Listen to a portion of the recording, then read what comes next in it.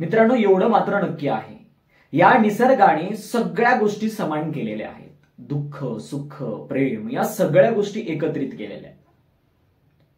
सुख आलं की दुःख येणारच, दुःख आलं की सुख येणारच, प्रेम आलं की सुख येणार, प्रेम आलं की दुःख सुद्धा येणारच. बऱ्याचदा अशा गोष्टी आपल्या समोर अगदी घडायला लागतात बघा. मित्रांनो, ज्याच्यावर आपण जीवापाड प्रेम करतो ते मध्येच काहीतरी धोका देऊन जातं, किंवा ज्याच्यावर आपण अत्यंत प्रेम करतो तो कुठेतरी निघून जातं.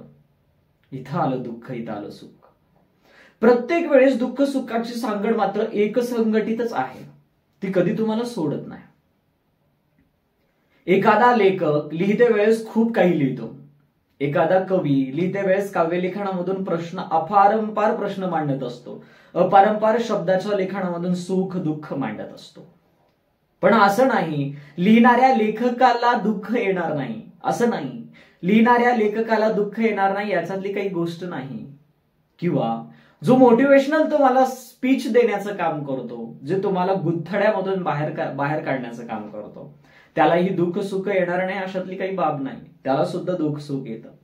मात्र फरक एवढाच आहे, ते लवकर त्या गोष्टीमधून सावरतं. आणि जे सामान्य विचार करणारे जो लोक असतात, सामान्य विचार करणारे म्हणजे एखाद्या गोष्टीवर ते खूप विचार करतात, ते लोक वारंवार त्याच्यामध्ये अडकले जातात.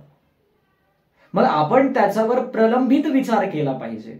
मित्रांनो, आपण नेमकं कुठं फसतो आहोत, आपण कुठे अडकत आहोत, हे खरंच आपण प्रामाणिकपणाने विचार केला तर आपलं उत्तर आपल्या समोर असतंच. मला असं वाटतं की जिथे प्रश्न तयार होतो तिथं त्याचं उत्तर असतंच. म्हणून आपण प्रामाणिकपणाने उत्तर शोधण्याचा जर प्रयत्न केला तर ते उत्तर आपल्याला नक्की मिळून जातं.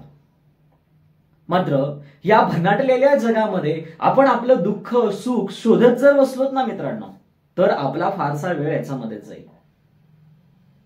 जे निसर्गाने बनवलेली स्ट्रॅटेजी आहे तिथपर्यंत जर आपण वागण्याचा प्रयत्न केला, दुःख एका लाईनने चालतं आणि सुख सुद्धा एका लाईनने चालतं. यांना जर एकत्रीकरण केलं तर दुःख सुखाचं मिलन होऊन तुमच्या कामामध्ये, तुमच्या कार्यामध्ये ते मिसळतच राहत असतं. अनेकदा आपल्याला प्रश्न पडतो, जेव्हा मित्रांनो कल्पना करा एखादी बॉटल आहे आणि ती बॉटलमध्ये आपण पाणी टाकतो त्या बॉटलमध्ये, तेव्हा त्या बॉटलीत भरल्याच्या नंतर ते पाणी अस्तव्यस्त पडतं. तो नळ तुम्ही बॉटल भरण्याचा सुरूच ठेवलेला आहे, बॉटल भरून गेलेली आहे, अस्तव्यस्त पाणी सुद्धा पडत आहे. तर मित्रांनो तुम्हाला जाणवलं की इकडं तिकडं पाणी एक्स्ट्रा जात आहे, वेस्ट जात आहे, तर तुम्ही काय करता, लवकर नळ जाऊन बंद करता. म्हणून मित्रांनो आपण भरपूर कितीही विचार जरी केला ते तुमच्या डोक्याच्या बाहेरच जाणार आहे, त्याला मंथन नाही, त्याला विचार केल्यावर सोल्युशन बिलकुल मिळणार नाही. दुःखाचं जर सोल्युशन तुम्ही पाहत असताल तर तुम्हाला अर्थसह सोल्युशन मिळेल, पण कितीही विचार करून जर तुम्ही पटकन सुखामध्ये येण्याचा जर प्रयत्न करत असताल तर लवकर चेंज व्हा, लवकर या. जसं पाणी अस्तव्यस्त झालं तसं तुमचा विचार सुद्धा अस्तव्यस्त इकडे तिकडे पसरत असतो, कोणत्याही कामाला येत नाही. म्हणून प्रामाणिकपणाने त्याचं जर तुम्हाला उत्तर सापडायचं असेल तर ज्या व्यक्तीशी तुम्ही झुंड खेळलेली आहे, ज्या व्यक्तीशी तुमचं भांडण झालेलं आहे, त्या व्यक्तीला जाऊन बोला. आजकाल या सोशल मीडियामुळे खूप मोठा गैरसमज माणसाच्या डोक्यामध्ये होत आहे. ते गैरसमज आपण कुठेतरी टाळला पाहिजे, याचा आपण विचार केला पाहिजे. हा विचार, हा अनन्य विचार जो आहे तो अनन्य विचार आपण किती आत्मसात केला पाहिजे याच्यावर सुद्धा आपण प्रामाणिकपणाने विचार केलाच पाहिजे. तो विचार कसा असावा? एखादं प्रेम प्रकरण आहे आणि त्या प्रेम प्रकरणावर आपण घट्ट प्रेम करतो आणि आपण ते प्रेम प्रकरण असं असतं की मला असं वाटतं की प्रेम प्रकरणाच्या नंतर भगवान श्रीकृष्णाचा जो विचार होता तो विचार एकसंघटित होता. म्हणजे जसं की राधा आणि कृष्ण या दोघांचे विचार एकत्रित होते, पण ते एकत्रित विचार साम्य करून जो पुढचा निर्णय आहे तो पुढचा निर्णय त्या आपसात दोघांमध्ये घेतला जायचा, मग तो कोणताही असो. असं आजच्या प्रेमात होतं का? बिलकुल नाही. तर आजच्या प्रियकराकडे वेगळा मोबाईल असतो आणि आजच्या प्रियसीकडे वेगळा मोबाईल असतो. कोणता मोबाईल कोणत्या मोबाईलशी सपोर्ट करतो हे खरं तर आपल्याला कळतच नाही, म्हणून आपलं प्रेम तुटलं जातं. कारण प्रेमामध्ये विश्वास हा सगळ्यात महत्वाचा असतो. तो विश्वास नेमका कोणता आहे, तो विश्वास कसा जागृत ठेवावा, खरं तर ही कल्पना आपल्याला आधी कधीच मिळत नाही. जेव्हा अगदी प्रेमाच्या जवळ जायला लागतो आणि कुठेतरी प्रियसीला किंवा प्रियकराला तो गैरसमज व्हायला लागतो आणि तो गैरसमज एवढा वाढतो की चक्क नातं तोडण्यापर्यंत ते टिपूनच राहतं. मग ते बंद आपल्याला कुठेतरी करायचंय. एकूण एकांशी समजून घ्यायचंय. ते पूर्ण जे सेटअप आहे ते आपल्याला वेगवेगळ्या भिन्न भिन्न पद्धतीने न्यायचं आहे. जेव्हा आपण विचार करतो प्रियसी आपली कशी असावी ही मी थोडक्यात सांगण्याचा खरंच प्रयत्न करतो. मी इथपर्यंत सांगावं, मी खरंच एवढं हुशार नाही, खरंच मी एवढी स्ट्रॅटेजी मांडू शकत नाही, पण तरीही माझ्या अभ्यासानुसार मी सांगण्याचा प्रयत्न करेन. मला असं वाटतं प्रियसी नेहमी प्रियकराला सपोर्ट करणारी असावी. त्याचा बिझनेस असेल, त्याचं क्वालिफिकेशन असेल, त्याच्या अनेक कोणत्याही गोष्टी असेल, त्याच्यामध्ये सपोर्ट करणारी प्रियसी पाहिजे. आणि प्रियकर कसा असावा? प्रियकरही सेम तसाच असावा. त्या मुलीच्या अडीअडचणीमध्ये ह्याने 100% काम करावं. या दोघांच्याही जीवनामध्ये कोणत्याही पद्धतीचा गैरसमज नसावा. ही पद्धत आपल्याला स्ट्रॅटेजी बदलून टाकते. दुःख सुखाचं कारण हे बी आहे. एखादं जोडपं, जसं की नवरा बायको जोडपं आहेत आणि त्या जोडप्यामध्ये सुद्धा खूप मोठा गैरसमज होतो. हा गैरसमज सुख दुःखांमध्येच मिसळतो. मित्रांनो, सुख दुःखाची साखळी अगदी खूप जवळ आहे. ती अगदी जवळची साखळी तुम्हाला कधी दुःखाकडे नेते आणि कधी सुखाकडे नेते हे खरंच कळत नाही. मग प्रामाणिकपणाने आपली माणुसकी आपण खरंच हरवून बसलोत का याच्यावर खरं तर आपण विचार केला तर आपल्याला सोल्युशन फारसं मिळायला लागतंच. मग प्रामाणिकपणाने जेव्हा आपण दोघांवरही विश्वास टाकतो, तो दोघांचा विश्वास किती घट्ट आपण बसला पाहिजे याच्यावर खरंच प्रामाणिकपणाने विचार केला पाहिजे. सोशल मीडियावर टाकताना तेवढे तुम्हाला ब्लॉग्स मिळतात, सोशल मीडियावर टाकताना तेवढे तुम्हाला व्हिडिओ आहेत, युट्यूब पूर्ण गच्च भरलेला आहे. पण मित्रांनो लक्ष द्या, महत्वाचा जो प्रश्न आहे तो महत्वाचा प्रश्न आपलं सुख दुःख आहे. मग ते प्रेम असेल, ते तुमचा संसार असेल, ते तुमचं क्वालिफिकेशन असेल, काहीही कोणत्याही क्षेत्रामध्ये या सुख दुःखाची चाळणी अगदी तुमच्या अवतीभोवतीच फिरलेली असते. सुख दुःखाचा डोंगर अगदी तुम्हाला झपाटून टाकलेला असतो. त्या सुख दुःखाच्या डोंगराने अगदी एका जाळ्यामध्ये तुम्हाला मांडून टाकलेला आहे. पण मित्रांनो, आपल्याला सुखाची खूप सवय लागलेली आहे. आपल्या जवळ अगदी सुख आलं तर ती सुख कधी संपून जातं हे आपल्याला खरंच कळत नाही. पण दुःखाची थोडीशी जरी झुळूक आली तर आपल्याला खूप आभाळा एवढं दुःख वाटायला लागतं. पण कधीतरी त्या दुःखाला मात करायला शिका. कधीतरी त्या दुःखाला प्रश्न विचारला का रे बाबा तू माझ्या जीवनामध्ये येतोस का, त्याचं कारण काय? तर नेहमी मित्रांनो दुःख हे तुम्हाला उत्तर देईल की बाबा तुझ्याकडे जसं सुख आहे, आनंद आहे, जेव्हा तुझ्याकडे पूर्णपणे आनंद येईल तेव्हा दुःखाचं साम्य तू विसरून जातील, लोकांना मदत करणार नाहीस, हव्या त्या गोष्टी तुला मिळायला लागल्या, त्या गोष्टीचं तुला महत्व राहणार नाही, म्हणून माझा समावेश तुझ्यामध्ये केलेला, हे दुःखाचं उत्तर असेल. आणि कधीतरी तुम्ही जर दुःख भोगत असेल तर सुखाला प्रश्न विचारा. सुखही तुम्हाला म्हणेल दादा मी जर तुझ्या जीवनामध्ये आलो तर तुला इतरांचं महत्व कळणार नाही, किंवा दुःख जर तुझ्या जीवनामध्ये आलं तर दुःख अगदी तू तसं तरसवून जाशील, म्हणून माझा समावेश सुखाचा केलेला आहे, तू कुठेतरी आनंदी व्हावा म्हणून. त्याच्यामध्ये एक संदेश आहे, त्याच्यामध्ये एक सुरेख संदेश आहे. तो सुरेख संदेश असा आहे मित्रांनो, जेव्हा तुम्ही एकूण एकाशी प्रेम करता, एकूण एकाशी गट्ट बंधनामध्ये बांधल्या जातात, तेव्हा तुमचं गटबंधन हे सुख दुःखाला जोडणार असतं. सुख दुःख हे दोन शब्द तुमच्या प्रत्येक गोष्टीमध्ये मांडलेले असतात आणि त्याला भिन्न आणि त्याला वेगळं जर करायचा प्रयत्न केला तर ते होऊही शकत नाहीत. मात्र फक्त तुमच्यामध्ये कॉम्बिनेशन खूप महत्वाचं आहे. तो कॉम्बिनेशन हे दुःख सुखाला एकत्रित घेऊनच होईल. प्रियकराला दुःख आलं तर प्रियसीने मदत करावी आणि प्रियसीला जर दुःख आलं तर प्रियकराने मदत करावी. खरं तर हे प्रेम आहे. प्रेमाचा सन्मान करणं, प्रेमाची व्याख्या जाणून घेणं आपल्याला खरंच कळालेलं नाही. आता जाणून घेते वेळेस बऱ्याचदा गैरसमजाचे प्रकार आपल्याकडे खूप वाढलेले दिसायला मिळतात. प्रेम करा, प्रेम कोणासारखं करा, जसं आई लेकरावर करते तसं प्रेम करा. जसं आई लेकरावर प्रेम करते तसं प्रियकराने प्रियसीवर और प्रियसीने प्रियकरावर जर केलं तर जगातील प्रेम हे नातं सगळ्यात उत्कृष्ट दिसेल. कारण श्रीकृष्णानं एवढं नातं हे बळकट बनवलेलं आहे, म्हणून प्रेम हे नातं जगातील सर्वश्रेष्ठ म्हणून बनलेलं आहे. आईसारखं प्रेम आपण या प्रत्येक बाजूनं जर प्रेम केलं तर खरंच मला असं वाटतं जगाच्या पाठीवर प्रेम अजामर होईल. मित्रांनो, प्रेम न कधी संपणार आहे. छत्रपती शिवाजी महाराज यांच्यावर आईने खूप प्रेम केलं. असे अनेक किस्से मी तुम्हाला सांगता येईल, पण तसं प्रेम जे आहे ते आपण या दोन्ही प्रियकर किंवा प्रियसी मध्ये जर झालं तर मला असं वाटतं की आपण जीवनामध्ये सर्व सक्सेस होऊ.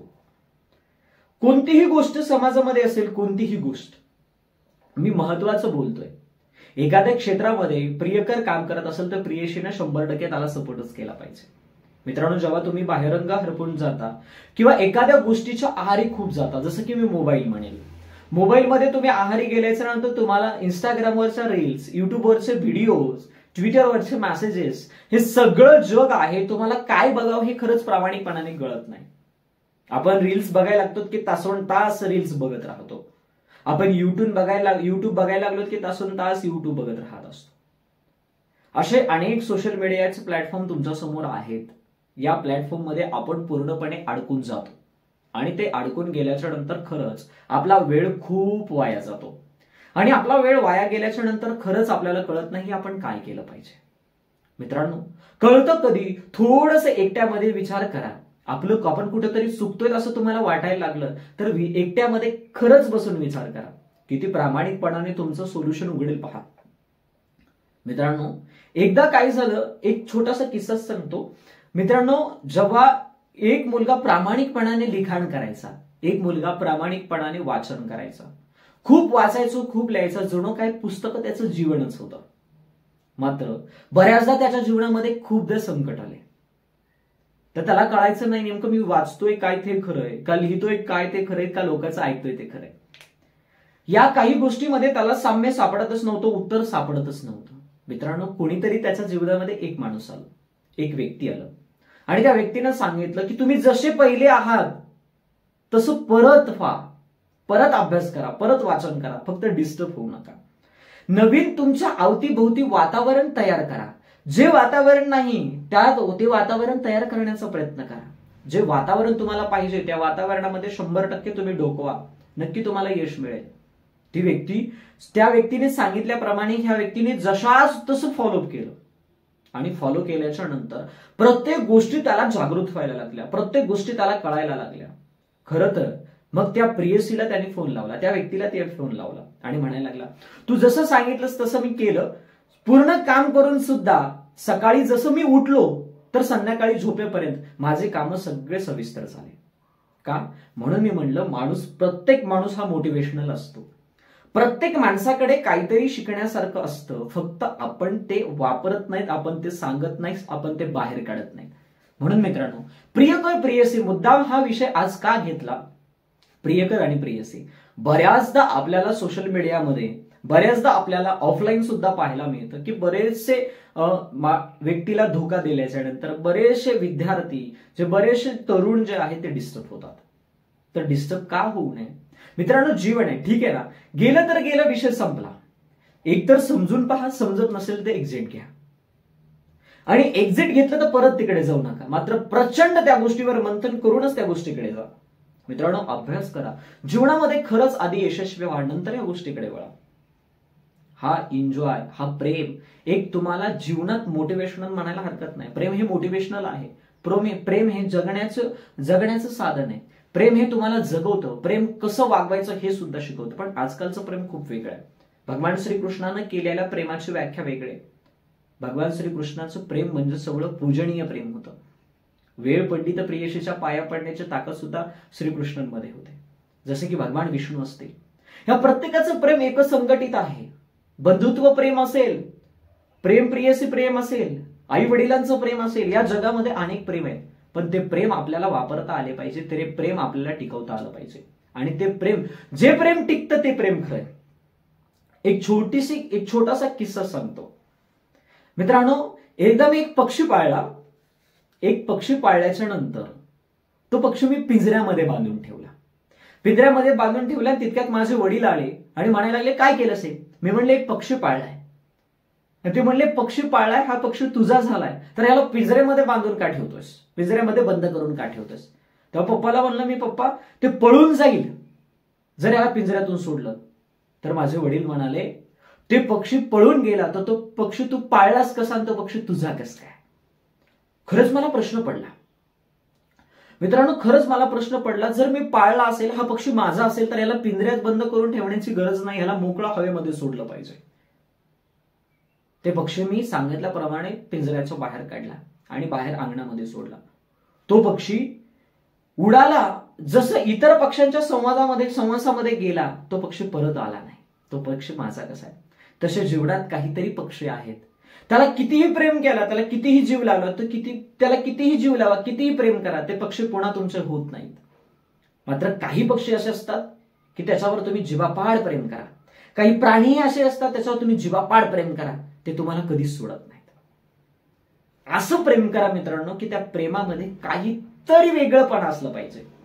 लोक करतात म्हणून आपण करायचं नाही, काहीतरी वेगळंपण असलं पाहिजे, काहीतरी त्याच्यातून स्ट्रॅटेजी, त्याच्यात पॉवर निर्माण झाली पाहिजे, काहीतरी तुम्हाला त्याच्यामधून नवीन जगण्याची उमेद निर्माण झाली पाहिजे.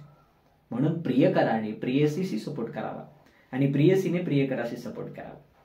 ह्या दोन गोष्टी ज्या आहेत त्या गोष्टी भिन्न भिन्न आहेत. आजकाल लवकर विचार एकत्रित जुळत नाहीत. हे करण्यासाठी आपल्याला फक्त आणि फक्त प्रेम, सुख, दुःख या 3 व्याख्या ज्या आहेत ती 3 व्याख्या, हे 3 शब्द एकत्रित करावे लागतात. जेव्हा या 3 शब्दाचं मिलन झालं म्हणजे सुख, दुःख आणि प्रेम, या 3 गोष्टी एकत्र झाल्या तर जगातील कोणतीच शक्ती तुम्हाला हरवू शकत नाही. असे नवनवीन व्हिडिओ पाहण्यासाठी खाली दिलेल्या YouTube चॅनलला सबस्क्राईब करा व